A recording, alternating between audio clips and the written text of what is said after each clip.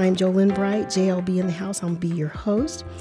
And on today's episode, we're so glad to have Katherine Lewis, one of HopeNet's gifts, in the house. She is a licensed clinical marriage and family therapist, and we're so glad that she said yes again. But we're excited about today because we're offering Fuel versus Fumes, 8 Dimensions of Wellness. And our sponsors today, of course, is our presenting sponsor, Hoydale. And we're so glad that they are coming alongside of us. And then also for the episode, we have a generous private sponsor, a donor that we just love. And so we want to just shout out to them. So we took a breather and we're jumping into part 2. We covered the first 4 of the 8 Dimensions of Wellness. Katherine, how are you feeling? I'm feeling good. This always energizes me. Okay. And so we just welcome back those people who are listening and watching. And we are going to jump right into the first, number 5 is occupational wellness. And that is personal satisfaction and enrichment derived from one's choice of work. Can I say it again? Yeah. Personal satisfaction and enrichment derived from one's choice of work. And Katherine, when was your first experience of work? Yeah, my first choice of work was at Red Beans Bayou Grill. I don't know if you ever went there. I remember that. On Rock Road. Yeah. And I chose that because my brother worked there. Okay. And I remember going to visit him, and the food was good, and the music was good. And so it felt safe, I think, for me. Mm-hmm. You're dating yourself a little bit. Yeah, I know, because that place is gone. But I knew, too, going into the social services field, I took that seriously of choosing where I wanted to be. Well, this is a question. Did you choose the work or did it choose you? And when we think of ourselves as clinicians in the mental health field, how do you think that came about? I think that a lot of times we do let work choose us, of maybe what's easy to get, the low-hanging fruit of, I need a job, I'm going to get the first one I get, fear of being rejected from where we would really like to be. But even thinking of how you described in our part 1 of that umbrella of purpose, that as long as you're really aware of that overarching field of purpose in your life and what that can look like, then it can give you a couple options, I would hope, for different places that you could work more specifically. And so that's what was important to me, was knowing what my purpose would be. So then I could think of, is this place, can it fit under that umbrella of my purpose? Or am I trying to make something fit under there? Yeah. What is that like for you? Well, the word that keeps coming to me was people. And I think even in I think when you look back over your elementary, junior high, high school years, people were always coming to me for, I didn't know, I did not know what a therapist was. Okay, I'm just going to tell you that. I just did not know what that was all about. But just coming to being able to listen to people, spend time with people, that's being important. And I just think that the work did choose me. And when I didn't even know what it was, I didn't even know what I was doing. I was just doing some things that came naturally. And so I land in being a helper and being a therapist in a room, helping people. So I don't know how that's going to take on, like even right now, like I am just more concerned about the people who are listening to us right now. So I think that the word people keeps coming to me. Yeah. Maybe that's all I really want to say about that. But people, and I want to encourage people. To know that there's some good stuff, there's some good stuff in this life. So it sounds like if you were to put your head down on your pillow at night and ask yourself, am I impacting people or helping people? How have I been there for people? And you hadn't been doing that, you would not feel well in this area. Not at all. And maybe you've gone through times like that where you've said, okay, I need to up my wellness in this area. Where's my people? Who are my people? Who are my people? Yeah, I love that.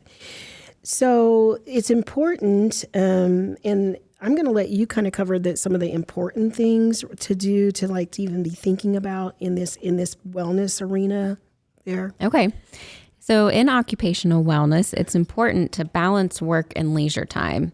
And I know this can be a buzzword, balancing our personal life and our work life, but it's very important to find that balance. And it's okay if it feels like a tight-roping balance, like you don't quite have it perfect, but there's no perfect in this. You got to think about it. What would a balance look like? Mm-hmm.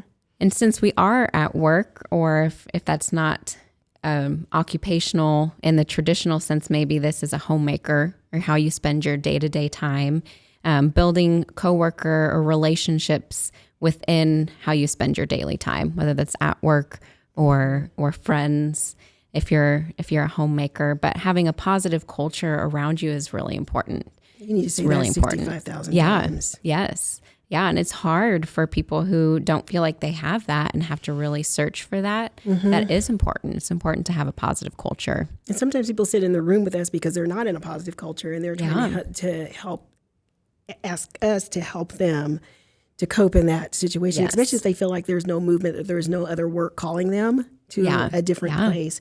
And the thing, a lot of it is about them being and bringing their best self to that culture also too. That one thing about how I started losing body parts, perfectly good body parts is this next one. Stress word. Yeah. Managing workplace stress, like all that's coming. I love to work. I don't know about you. I do. Yeah. But it's important to know what stresses us out and to bring voice to that and figure out whose responsibility. There's a shared responsibility to deal with our workplace stress. Absolutely, because it's not just the person, it's not just the worker, it's also those who are leading that to making sure that people, and I think we've done a great job over the last couple of years, especially at HopeNet. I mean, we're not perfect, but yet I think that we've been intentional. We do try really hard. Yes, to make sure people are well and to manage that stress. Also, making sure that you choose work that is meaningful and financially rewarding. It's okay if you want to be paid. I might not say that. I don't want anybody to quit their job today or anything like that, but that is financially rewarding to you, that it's enough for what you're being asked to do, and that it fits your values, your interests, and your skills. So I love that. This is really crazy, but that whole, going back to that work culture thing, is like, I had to present a training the other day, and it was the day after our good friend left. Miss Daylene, it was her last day. And the thing is, I came 6 years ago to HopeNet, and I did not know her. But the thing is, she's we call each other soul sisters. But it's funny what she did on her last day. She came to my office, and she was really intentional. And she said, "Jolynn, if this relationship is worth it and it's important, then we have to make time for what's important." And she said, "So we're going to lunch on this day. Get your calendar out." She doesn't have to twist your arm. She didn't have to twist my arm. But it brought tears to my eyes to say this. She's saying this is important, whether she's here or not. And the thing is that some people don't end up with get to work with their best friend, or at work or whatever, or they don't develop a relationship like that. But the thing is that there are people there that you can do things with. Yeah. That's very important. So you've kind of also talked within that of a meshing of these 8 dimensions. So within that was social wellness. You talked some about financial wellness, choosing a place that is financially rewarding. Yeah. And so that's normal and good that they would interact with each other for wellness. And I love that too, because when you're feeling really low, maybe in one of these areas, maybe that's occupational wellness. You can ask yourself, are there any other spheres of wellness that I can use as my strengths right now? And the thing is, just because you and I really like to work, it doesn't mean that over the course of our careers that there haven't been hard times. And sometimes we are called to hard things. And sometimes that has been for growth, for healing, I don't know. But the thing is that we don't like work because it's easy. That's for sure. You know what I'm saying? Yeah. And I think you used that word about impact, that I believe that we're really trying to impact a generation of people, the world. Anyway, don't get me started. Okay. I'm going to keep on going. Yes, it's a big thing though, because we are positively impacted by others. And as we take time to collect that, it overflows within us of we want that for others. We want to impact others in their wellness journeys. Yeah. The next one is a big one. I said that on several of them. Okay. Yeah. There's lots of big ones. There's another big one, another important one. Yes. But physical, I love this one. Physical wellness is recognizing the need for physical activity / movement, diet, sleep, and nutrition. Okay. I just want people to focus on recognizing the need for and just stop there. Okay. That's what helps us to be physically well. And so I just want to hear from you on this one. Okay. This one is big for me too. I think we spend a lot of time at work. We spend a lot of time with friends. We spend a lot of time in our bodies, a lot of time, all the time in our bodies. And so being aware of our body's need for movement, eating well enough, well for our body, sleep, nutrition, that's very important. Yeah. It's kind of like our car, except we're in it all the time. And so that's how we know if we're running on fumes. That's good, or we do our Katherine. best to hope to know. We go to doctors who can help us know what we don't know, so that we can take care of the space that we have in whatever form it is. Because we have people living in all sorts of types of bodies with all sorts of types of abilities. And so we're maximizing what we have in the state that we have it in. I love that. Man, you're an expert at this, aren't you? I love, and this is our fuel versus fumes time too. Our bodies run on fuel provided by food, sleep, and movement. Isn't that good? If you don't hear us say anything else on this one, our body runs on fuel, which is provided by, we get fuel from eating the foods that are good for us and getting enough sleep. Some of y'all are my 4-hour people, and I'm still saying you're sleep deprived. And, Amen. and also just movement, just any kind of movement. Yeah. And what does it feel like? And I'm going to pose this to you. Maybe we both answer this one. Okay. What does it feel like when we run out? What is it when we run out of fuel? What does it feel like in these bodies that we're in all the time? This is a great question because and once again, I have to pause and think, what does it feel like? I know when I'm tired, I get a little dizzy. Sometimes I even feel like I could cry, just that physical sense of like, I just want to melt. I'm a big sleeper. I can sleep through everything and I need a good chunk of sleep. My whole family knows that. Yes, don't wake mom up. No, but hungry, I like to eat as well. So it's important that I am listening to that so I don't go hungry, but I also listen to that so that I don't overeat. Right. And feel like I'm just running on sludge. Yeah. I talk a lot.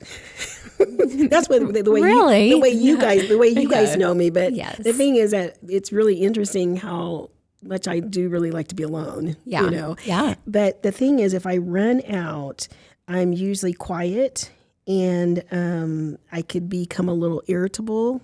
And I need my needs met immediately. Patience goes down. Like my husband, he knows, like, girl, I can't let this girl get hungry, because it's not good. Yeah. It's not good. Or, that thing, like when a baby is sleepy, needs to take a nap or whatever, and they start talking okay, that's JLB. Okay. Yeah. Okay. But I don't do it at work because I don't want to be fired or anything. But at home, I'd be like, Galen, I just want to hear and be like, Jolynn, come on now. You're just tired, girl. Get you some sleep. So you guys are answering that question too. I hope that, what is it like? What does it feel like when you run out?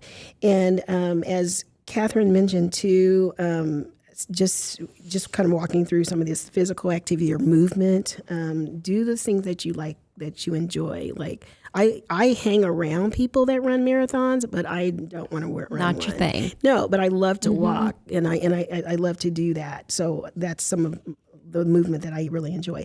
7 to 9 hours of sleep for adults who, are from 18 to 60 is usually what's right in there. And some of you are going like, what? I wish I could get 8 hours of sleep. Making rest a priority and I don't know if you've ever assigned your clients to say, I want you to, so just one time this week, to find 1 minute, even if you have to set a timer, and you're just going to sit still and just rest, just be. Yeah.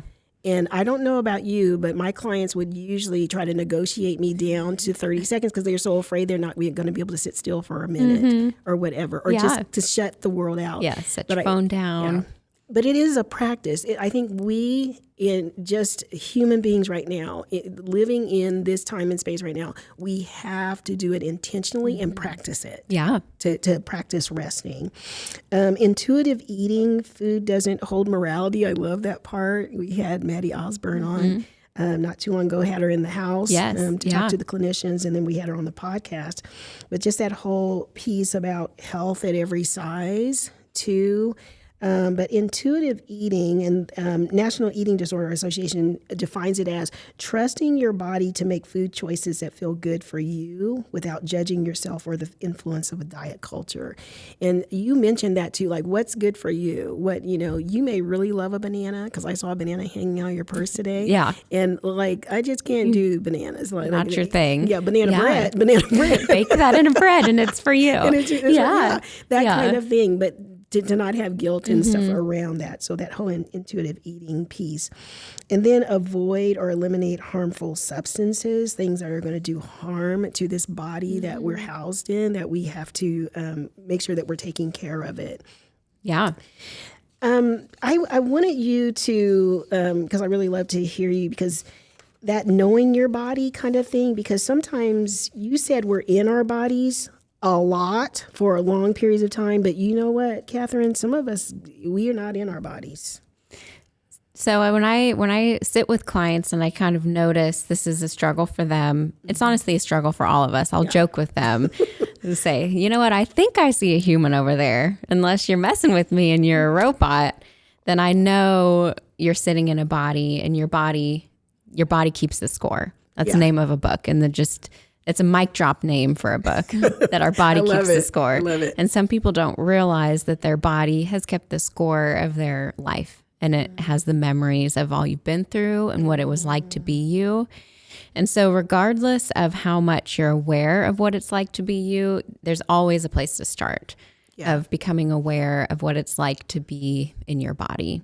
And to me, that gives dignity and honor to all that a person has been through as a human. Yeah. I mean, the fact that we have to sleep 7 to 9 hours a night, we can't even make it a day without sleep. Right. We have to eat multiple times in one day. We have to drink water. The things that we need as a human is really humbling, that we can't go on like a robot. Right. And even a robot would need plugged in, I imagine. Needs a fuel, electricity or something. But knowing our body is really important. And a lot of spaces in our body we might share. Like you and I may feel anxiety in similar places. People tend to describe maybe the chest or throat area. But for different people, you could ask yourself in a moment, what am I noticing right now? And does that connect to an emotion? It may or it may not. Yeah. But you can even scroll down your body of what you're noticing from your head down to your legs and your feet, through your gut, your back. And as you notice tension, work to release that, give it some space. May seem silly, but to honor it and just say, I see you, or I hear you. Yeah. Because when I think of if our body keeps the score, it's holding on to all of our stories of our life. And so maybe I can't, if I'm at work and I'm stressed and my shoulders are up here wearing them like earrings, maybe I don't have time to go back through my childhood. Okay, I've never heard that before. Oh, you haven't? Wear my shoulders like earrings. Yeah. I'm going to borrow that one. Yes, yeah. But I do have time to say, okay, I see you right now. You're stressed. Yeah. Katherine, let them down. Take it off for now. But being aware of that, noticing and knowing and seeing and acknowledging. You don't have to change it necessarily, but if you can or you need to, noticing it gives you space for that. And you're bringing up that thing again about slowing down and to really be able to notice. I remember I was somewhere, I was talking to somebody on virtually, but I noticed that I was holding my legs.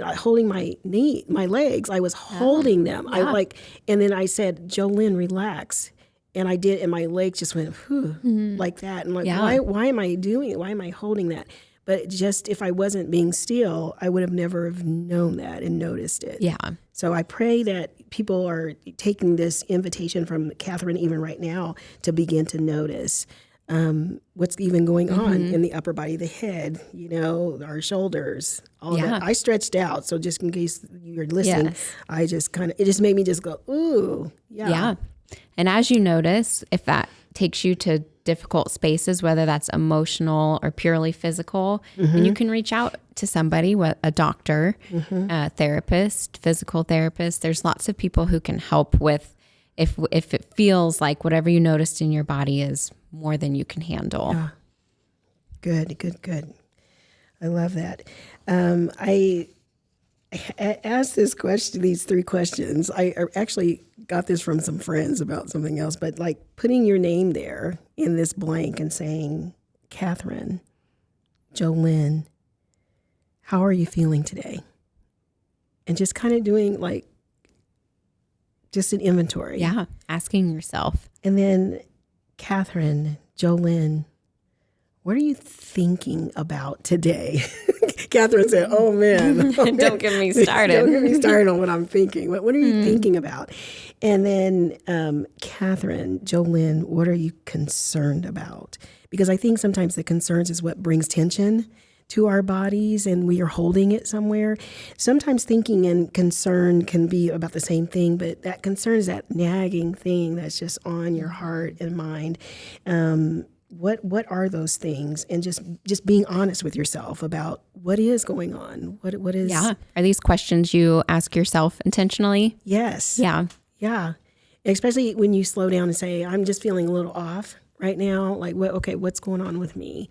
What's happening? Yeah. What am I feeling? Why am I getting a headache? I get a headache maybe once a year. So if I start getting a headache if there's some food that I ate that gives me a headache, but it's like, that's rare. That's weird. Why do I have a headache right now? What's going on? Slowing down enough. That's good. To do that. So, intellectual. Take us down that road. Intellectual wellness is recognizing unique creative abilities and finding ways to utilize them to expand knowledge and skills. Okay. So all of us have some uniqueness to be creative. Yeah. So sometimes you say that creative word and like, I am not creative. We know creative people in our lives, but recognizing those things. And some things that we can do is engage in activities that actually cultivate mental growth, like what stimulates even the mind, such as reading or listen. I'm an audiobook fan. You're a listener. Too. I'm a Me listener. too. And so reading, puzzles. Some people have even taken on to say, I'm going to learn a new language, no matter how hard that may be, or picking up a musical instrument that's something new or something they played before and they stopped playing, but I'm re-engaging in that. This is my favorite one, stimulating conversations, open-ended questions. I often talk to leaders and I say, what's going on with us? People have stopped asking us powerful questions. They just stop. And so we get in this thing where we're talking about the weather and we're saying up here this surface level stuff. And I think that we are set free when somebody just asks us an open-ended, honest, just want to know question, or say, what do you think about blank? Yeah. Or tell me about a time when, kind of thing. And you get to revisit something and say, you walk away feeling like, wow, that was powerful to me. Yes, you felt known. Now this one, it takes courage and humility, is to be able to have a healthy debate with others with opposing views. Yes, but very, very healthy. Yeah. For critical thinking. Yes, it is. And the thing is that sometimes it's hard to do. Yeah. Especially, in this life that we're living right now, I think, man, that's dangerous. It takes emotional wellness. It does. Social wellness. Yes. And genuine that thing about, are we going to be friends when this is over with? You know, Yeah. we said we were friends when we started, but like when we get, are we still going to be family members? Am I still going to be invited to Thanksgiving when this is over with? But being intentional about that, you know, just saying like, man, that takes some courage to do that. Oh, I love teaching and tutoring others. Like, yes, we got out of debt. I mean, but the thing that the way we give back is we sit with others, and we love to do budget coaching with people. Like, we volunteer and do that, and sit with some people to say, how do we help you with that? Yeah. So, what do you need? Also, memory is a big thing right about now, because I don't know about you, Katherine, but COVID-19 virus did a number, and I'm like, and I'm not really just trying to blame everything on COVID, but I can tell that memory was my strength, and now I have to kind of work for it a little bit. But my friend, she encouraged us, she said, go to the dollar store and get the matching cards, you know, like just lay them out and just do matching games, do puzzles or whatever to even make your mind tired, you know, that it's getting a workout, kind of like we do physically. Which takes awareness to know my mind's not tired enough, or I need to engage it, and now it's tired. Yeah. So that has been helpful to do that. Do you want to add anything else to that part about the intellectual part? I guess just to say this can be exciting. I think that because it's overlooked, perhaps there are some people that are thinking through, I don't know what this looks like for me. Or maybe it reminds them, I used to be a reader and I miss that. So this is your time to think of how you can step into that part of yourself you haven't maybe accessed in a while. Okay. Or to really pat yourself on the back if you do this well and you feel like unique and creative and you feel a little odd. Just give yourself a pat on the back. Say, this is a good thing. I'm really good at my intellectual wellness. You know, like I think too, I would encourage people, because I would say I'm not creative naturally, but I think there's times when I just allow myself some freedom to there's no purpose, or there's no evaluation or whatever, I can really turn out some stuff. Oh, wow. You know? Yeah. And my husband said, I think that's one of the most creative things you've ever done. I'm like, really? You know? And so I'm like, man, I may want to do that again. So if you're identifying with me, just know there are creative bones in your body. Yes. You can find something. Sure. Just give yourself some freedom to think about an idea, or if there's something you dreamt about doing, just kind of launch into it, you know, and see what comes of that. There's a lot of curiosity and intellectual wellness, and that's so good for us. Okay, you guys, breathing still too. Environmental wellness. Now, this is the one, Katherine, that I will say kind of stumped a lot of people when we did this in supervision time, that like, there's environmental wellness. Does that mean something that impacts me? So tell them a little bit about what environmental wellness is. Might surprise you here a little bit with this definition. Okay. Environmental wellness is experiencing good health by occupying pleasant, stimulating environments that support well-being. Do that one more time. Yes, environmental wellness is experiencing good health by occupying pleasant, stimulating environments to support well-being. Okay.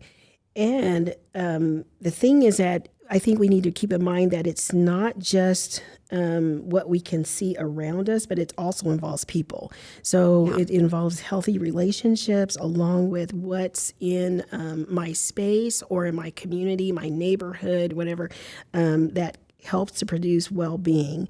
Also, that thing that people probably immediately went to was that freedom from clutter and disorganization. But just know that one person's clutter may not be somebody else's clutter or disorganization. Maybe that their disorganization, to me, is really them being organized. Yeah. So we want to take that off the plate. We want to say that up front, that there's different levels and all of that. I always tell Galen, there's something about us that we know when the house has gone so far, when we have to sit, we wake up and we say, we got to clean up. We got to clean up the house. Can't even open my eyes. We got to clean up the house now. Okay, let's just do this. So you kind of even know where it has to get to say that there needs to be some attention to that. Another thing is safety first. Just thinking about, think about us at HopeNet too, and just the neighborhood that we get to serve. It's like, is it safe? And what things do we do to make sure that everyone feels safe coming to see us, being in our parking spaces, being in our building, those kind of things. And then the same thing at home, like, what is my neighborhood like? And do I need to lock my doors? Do I not? Do I leave my garage door up? Do I not? Am I safe at home? And our neighbors? Do you know your neighbors? Oh, yes. Yeah. So how is everybody looking out for each other? That type of thing. Some environmental things people can think about is recycling, conserving energy, making sure your space is free of any litter or anything like that. Yeah, because I think for me, the first place my mind went when you brought up environmental wellness years ago was that line of the environment, the world, which I do love, because that's like we live in our physical body and then expanding that. We are the ones that are tasked with, invited onto this world. Yeah. And that's really important to keep in mind, along with the environment of what we see. I know during the COVID era, when we went through this, I realized sitting in my home office, it was important that, because I had a glass door, that I could look through that door and it wasn't cluttered, because it would take me to my home life if I looked out. And so I would go to sit in my chair in the morning and clear a path so that it appeared clean. Yeah. Because my office, I would keep that clean enough so that I could be present in that space environmentally. I know a lot of people painted walls, changed some things up when they had to spend so much time at home, and that was their environment during the pandemic, or the height of the pandemic. Yeah. So as I just think about us even wrapping this up, like, why would environmental wellness even matter? And I know that we here at HopeNet Studio 2501, we're saying we're having conversations about mental health and wellness. We believe that your environment impacts your mental health. It does, yeah. Your financial wellness impacts your emotional health, your mental health, and on, everything. And I think that's why we're so passionate about this. But the thing is, don't beat yourselves up, even though we're ending on environmental wellness, to say, oh, now they're if they could just see my space, they think I need to clean up. So no, that's not what we're thinking at all. We're just wanting you to take inventory, 0 to 10. What's one thing I could do? Start somewhere. Maybe it's one room, or maybe it's introducing yourself to your neighbor, or waving as you drive through your neighborhood or whatever. Or maybe some people have started a neighborhood watch or whatever. Your work environment, does it help me to be the most productive that I can be? That's a question that we can do. So guess what, you guys? We got through all 8. Yay. There should be hand claps or something right there somewhere. Kind of yay. A little happy dance. Little happy dance.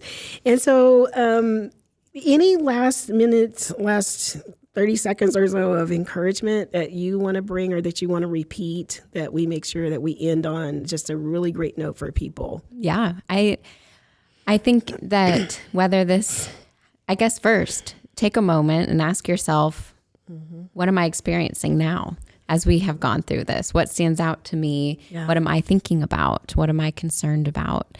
And that can be your starting place. One image that we have in front of us is a graphic of the 8 dimensions. So you could Google that, and that could be a helpful thing to have in front of you, that when you're noticing how you are feeling, perhaps that wheel, there's a couple different ways the graphic is presented, but it's really helpful to see it. You can use your senses there. But honestly, I would just leave you with encouragement that it's well worth it to think about your wellness. Something that I feel like when I think of my purpose, I know I've shared this with Jolynn in a couple different spaces, is that at least for Wichita, where we're located, I want every Wichitan or every Kansan, or as I expand that out, everyone to know that wellness is accessible to them. Yeah. And we learned that during the pandemic, that maybe the environment wasn't set up for us to succeed. And there are people in different places where they don't get to choose a lot of the factors that influence their wellness. But it's really important that we move toward wellness. And I would hope that every human knows that they deserve that feeling of wholeness. And so as you seek that, or you notice the groaning of your spirit that you want that, that's a good thing that you notice that. Yeah, and that can be overwhelming, but just to challenge and encourage that as you notice that, as you seek for wholeness, that you are meant to be whole.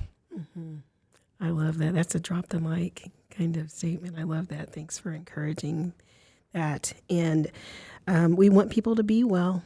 And I hope that you've heard today that this isn't impossible. Just picking even just one thing out of the 8 dimensions.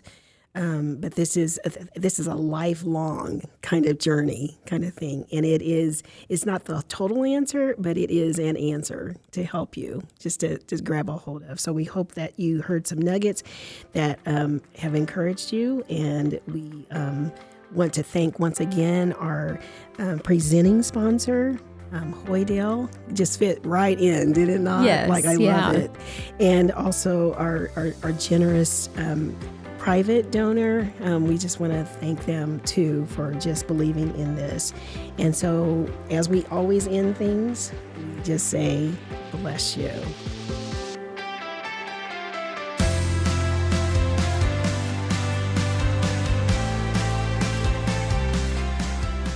Thanks for listening to Studio 2501, conversations about mental health and wellness. Studio 2501 is hosted by Lynn Bright. Lynn is HopeNet's Director of Community Impact, a published author, and has been a licensed clinical therapist for over 20 years. This podcast is owned and operated by HopeNet in Wichita, Kansas. HopeNet is a faith-based nonprofit providing a wide range of mental health and wellness services, including counseling, life coaching, and trainings. For more information on HopeNet and to learn how you can help expand our mission, visit hopenetwichita.org and follow us on social media at HopeNet Wichita. Thank you.